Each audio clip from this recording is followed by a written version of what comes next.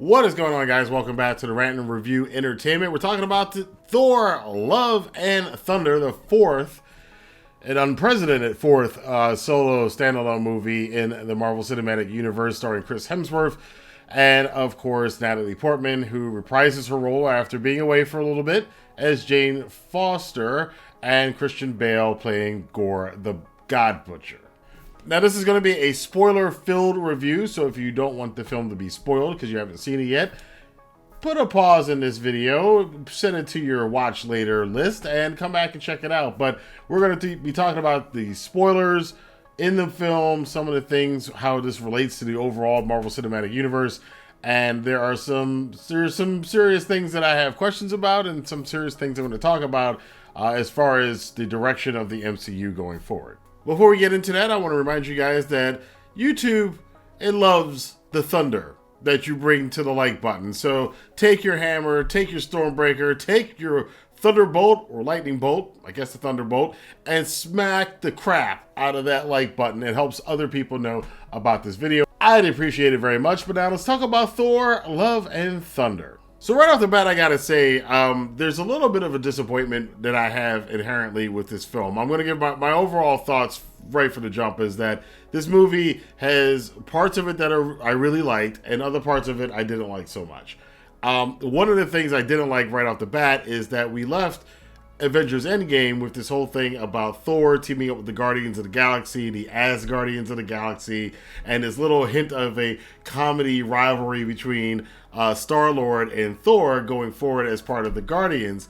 And I was kind of looking forward to, okay, we're going to get more of that, because that was a very interesting concept, just that you could do a whole movie just about the Guardians and Thor, and a lot of comedy scenes between Star-Lord and Thor. And we got about, 10 minutes of them together in this movie. It kind of feels like that was an interesting idea that was introduced at the end of Endgame. And then when they got to this Thor, Love and Thunder movie, they're like, well, we want to do something else, but Thor is with the Guardians, so we kind of got to explain that away really quickly and get it out of the way.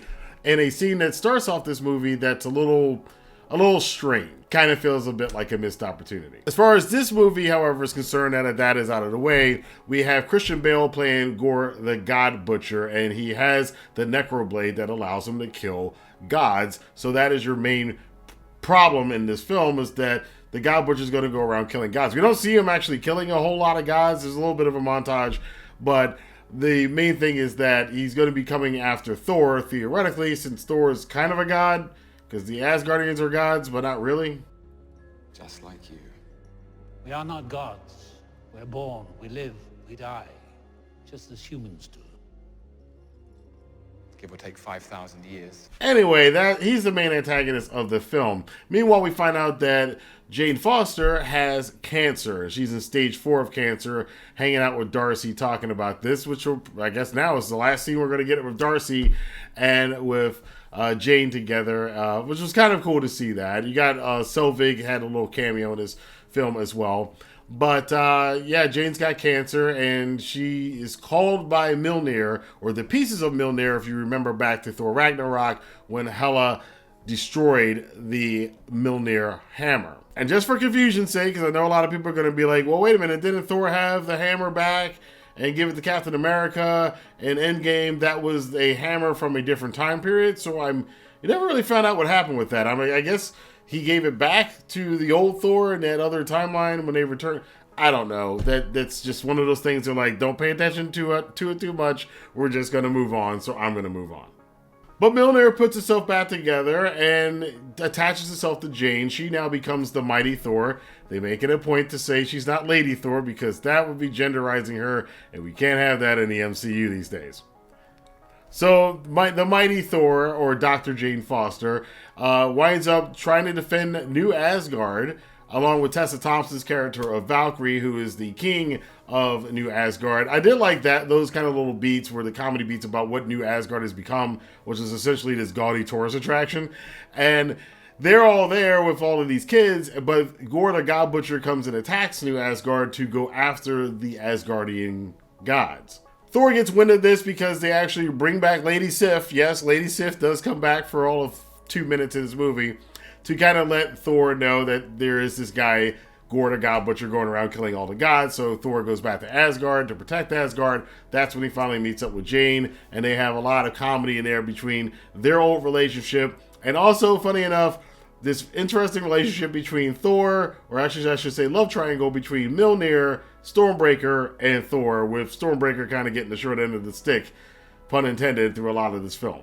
We go to a bunch of different places. The main thing is that Gorr has stolen the Asgardian kids, who aren't all Asgardians actually, and he's taking them in this weird cage, and they're out somewhere where color doesn't exist, and Thor is talking to those kids through Heimdall's son, which we didn't know Heimdall had a son, but I guess he did.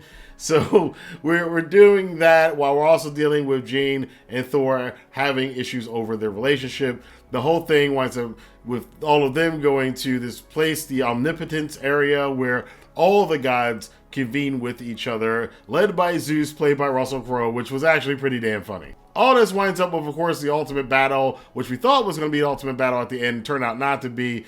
We do find out that even though that Mjolnir has granted Jane Foster, the Mighty Thor, the powers of Thor, it's actually accelerating her death from cancer, and if she keeps using Mjolnir, it's going to kill her. And they do get it across in this comedic way early on in the film, and we've talked about this before, how in the MCU, Thor, as much of a comedy character he is, he's suffered a lot of loss. So they do talk about it at the beginning of this film, about how he's lost Loki multiple times, and he lost his father, Odin, and he lost his mother, Frida. And now, he got separated from Jane, he lost his best friend, Heimdall, and now he's going to be in a situation where he might lose Jane. And then you see, that's, I think, in that second half of the movie, that's when things started to get a little bit more interesting, with the fact that if Jane kept using Mjolnir, she's probably going to die, and Thor not wanting yet another person he loves in his life to die on him. Now, ultimately, at the end, things kind of work themselves out, but there are a lot of massive plot holes in this story, which do take away from it. Some of the jokes are a little bit too just goofy and silly, just way beyond the pale. And this goes into kind of a further issue with the MCU, is that Phase 4 has been hit or miss. And I think you either get, in my personal opinion, this is my personal opinion, and everybody's got different opinions about what the hit and misses are. In my opinion, I think Spider-Man No Way Home and Doctor Strange and the Multiverse of Madness, I think WandaVision, Loki Season 1, and the What If series, I think those are the things that I've enjoyed most about Phase 4 of the MCU, with a lot of the other stuff kind of being okay, or and it's really weird to talk about the MCU that way, because the first 22 films in the Infinity Saga all was fairly tight and consistent and made sense and had a clear escalation rate, and now it just kind of feels like they're just all over the place, throwing stuff with gods over here but different gods over here. These guys aren't the same gods as Moon Knight, and then we got all the Falcon and the Winter Soldier espionage stuff, and with Black Widow and Kingpin, and that's something else. And then we got the multiverse stuff with Wanda and Doctor Strange and Loki, but they're not quite in the same multi-universe.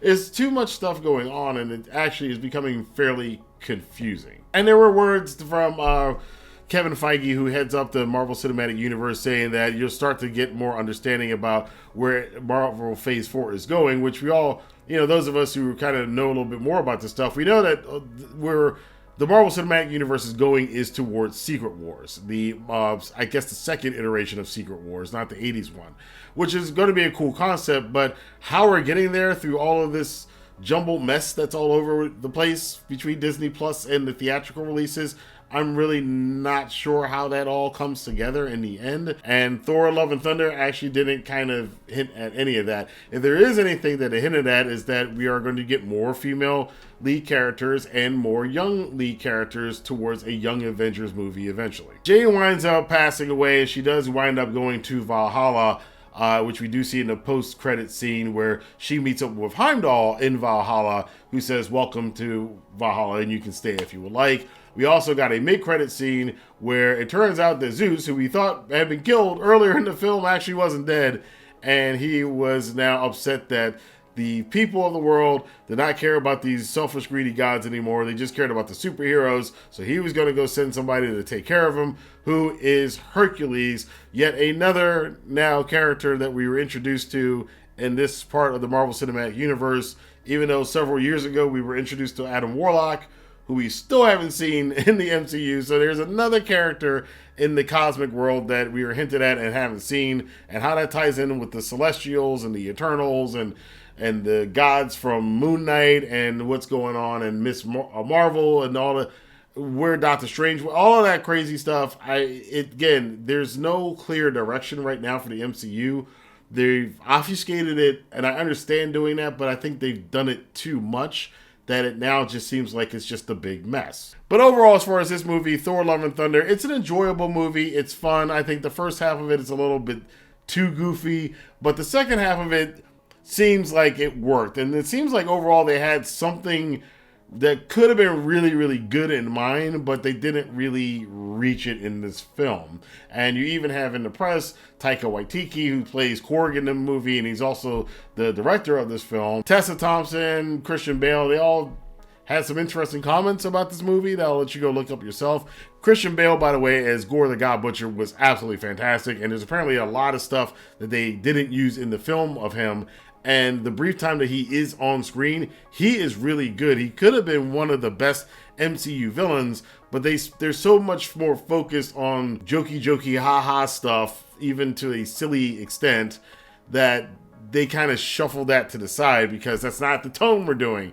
But Christian Bale, when he does get to be a villain in this movie, was a really good villain that you probably will come away from this movie wanting to see more of. Thor's character, by the way, Chris Hemsworth seems to have, now I'm not the only person who said this, his character seems to have regressed all the way back to the way he was before the original Thor movie. But I want to know what you guys thought about this. Let your voice be heard in the comment box below. And until next time, I will see you guys here as we continue to review movies, TV shows, and all other forms of entertainment right here on the Rantin Review Entertainment. Have a good day.